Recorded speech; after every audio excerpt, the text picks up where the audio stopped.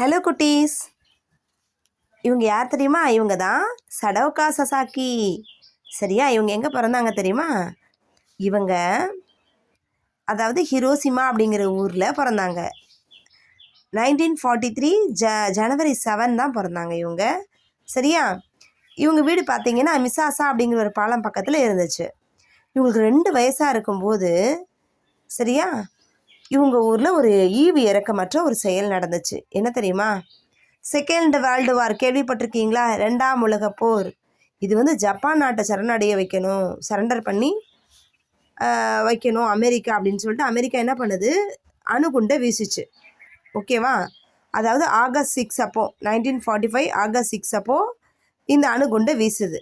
வீசும்போது என்ன ஆச்சு தெரியுமா? இதில் வந்து நிறைய பேர் காலையில் 8:30க்கு வீசுகிறாங்க ஆட்டம் பாமை. இந்த அணுகுண்டு வீசும்போது என்ன ஆகுது? அங்கே வந்து கதிர்வீச்சாலையும் நிறைய பேர் தீக்காயத்தாலையும் இறந்து போகிறாங்க. சரியா? இவங்க வீசின அந்த 2 அணுகுண்டோட பேர், ஃபஸ்ட் அணுகுண்டோட பேர் லிட்டில் பாய் அப்படின்னு பேர். ஓகேவா? 2வது உள்ள அணுகுண்டோட பேர் பேட்மேன்னு சொல்லுவாங்க. ஓகேவா? இவங்க என்ன பண்ணாங்கன்னா ஒரு ஆட்டம் பாம் தயாரிக்கிறாங்க. அமெரிக்கா என்ன பண்ணுது? ஆட்டம் பாம் தயாரித்து அதை டெஸ்ட் பண்ணி பார்க்கணும்ல, அதுக்காக தான் முத என்ன பண்ணாங்களாம், இந்த ஊர் மேலே அந்த ஆட்டம் பாமை வீசி டெஸ்ட் பண்ணுறாங்க. எவ்வளோ ஈவி இறக்கமற்ற செயல் தானே, யோசிச்சு பாருங்க. சரியா? இந்த சடாக்கோவோட வீடு இருக்கு இல்லையா, இவங்க வீடு வந்து 2 கிலோமீட்டர் தள்ளி இருக்குது. தள்ளி இருந்தாலும் ஜன்னல் வழியாக படும் பொழுது போய் பார்க்குறாங்க. அவங்க அம்மா சடக்கோவை பார்த்து அவளுக்கு ஏதோ ஆயிடுச்சோன்னு சொல்லிட்டு அழுறாங்க. தூக்கிக்கிட்டு வேகமாக ஹாஸ்பிட்டல் கூட்டு போகிறாங்க. பாப்பாவை கூட்டிகிட்டு போனவொன்னே என்ன ஆகுது? அங்கே பார்த்தா அவங்களோட காது, கழுத்து இதெல்லாமே வந்து எப்படி இருந்ததுதான், வீங்கி போயிருக்கு.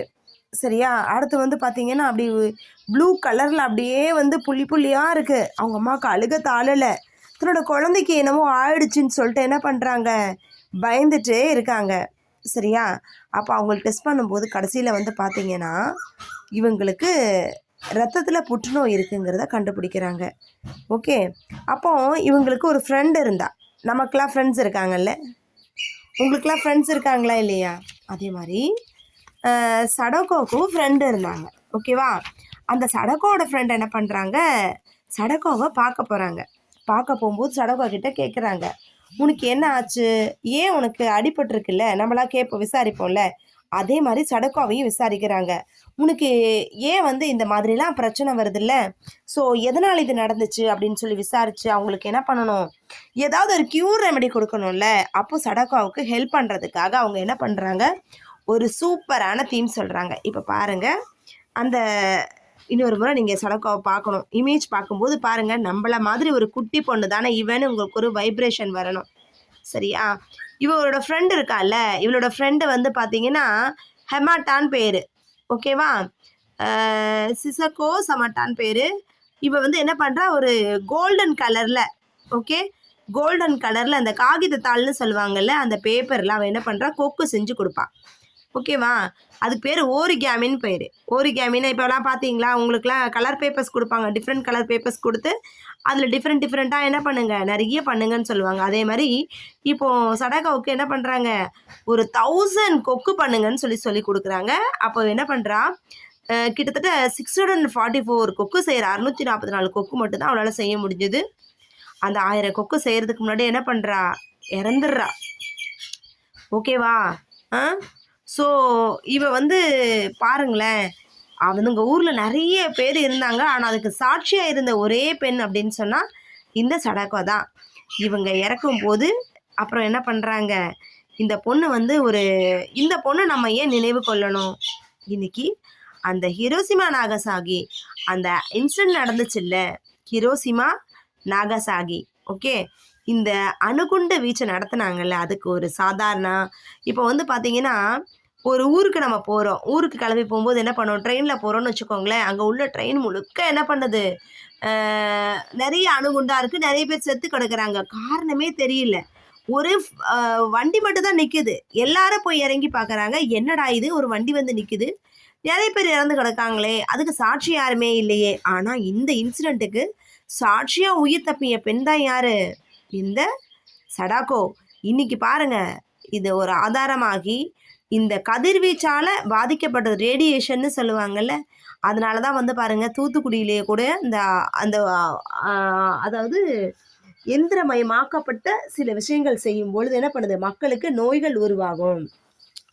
அவங்க வாட்டர் குவாலிட்டி டெஸ்ட் பண்ணோம், அதுக்கு அடுத்து மக்கள் நோயால் பாதிக்கப்பட்டிருக்காங்களா டெஸ்ட் பண்ணோம் அப்படின்னு சொல்லிட்டு ஒரு புரட்சியே எழுப்ப ஆரம்பித்தாங்க.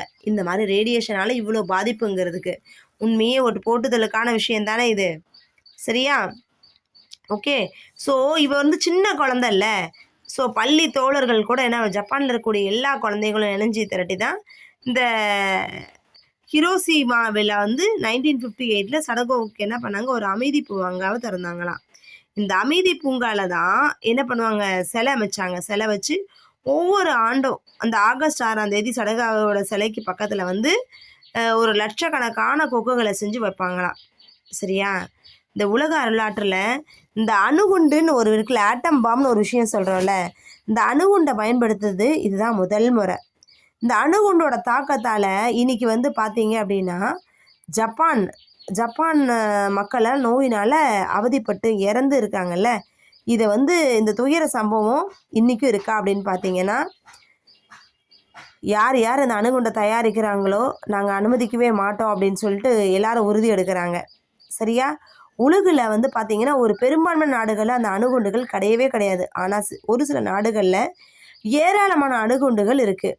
ஒரே நாடு, ஒரே மதம், ஒரே கலாச்சாரம், ஒற்றை தலைமை அப்படின்னு துவங்குவது தான் சர்வதிகாரத்திற்கு பழிவகுக்கும். ஆனால் பல நாடு, பல மதம், பல கலாச்சாரம் அப்படின்னு நம்ம என்ன செய்யணும், இணைந்த கதமமாக கூடி வாழணும். ஏற்றத்தாழ்வு அற்ற சமூகமாகவும் அனைவருக்குமான ஒரு சமூகமாகவும் இருக்கணும், சரியா? ஆகஸ்ட் 6 சொன்னேன் இல்லையா, இது நினைவு நாளாக மட்டும் இல்லாமல் அமைதிக்கான நாளாகவும் நம்ம அனுசரித்து வாழணுங்கிறதுக்காக தான் இந்த கொக்குகள் சமாதானம் வரணும் அப்படிங்கிறதுக்காக தான் தேசமெங்கும் பறக்கட்டும்னு சொன்னாங்களாம், சரியா? இது நம்ம நாட்டிலையும் அந்த சமாதானத்தை கொடுக்கணும்ல, சமாதானத்தை கொடுக்கணும், சமாதியை உருவாக்குவதற்கு கிடையாது. அணுகுண்டுகள் இல்லாமல் அமைதி நிலவணும் நாட்டில் அப்படிங்கிற விஷயங்களை கொண்டு வந்த ஒரு சாதனை பெண் தான் யார், சடாகோ சசாகி. ஓகேவா? இந்த கதை உங்களுக்கு இன்றைக்கி நான் சொன்னது பிடிச்சிருந்தா லைக் பண்ணுங்கள், ஷேர் பண்ணுங்கள், கமெண்ட் பண்ணுங்கள் அண்ட் சப்ஸ்கிரைப் பண்ணுங்கள்.